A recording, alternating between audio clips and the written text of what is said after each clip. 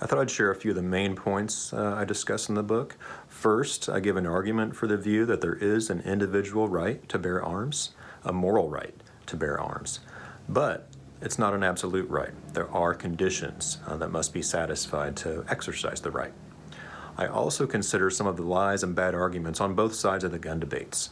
I think there are several cliches, really just misguided arguments that people give, and so I try to evaluate those and help the reader think through them. I also focus on the questions that I think Christians should be asking.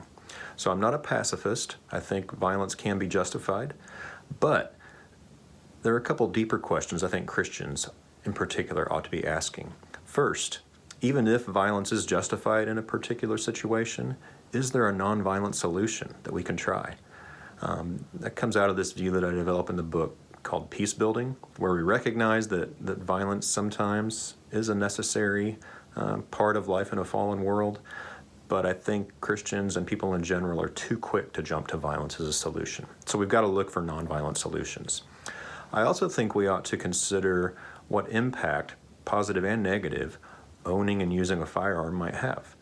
And so more specifically, what I mean is if I'm going to carry a gun in self-defense or have a gun in my home for self-defense or to defend my loved ones, I've got to think through that deeply and pray through it and seek spirit-led wisdom, because by having that gun, I'm saying I'm ready to kill another human being who's made in God's image.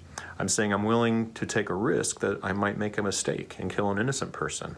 So those are things we've got to work through and think through carefully as we seek to love God and love our neighbors.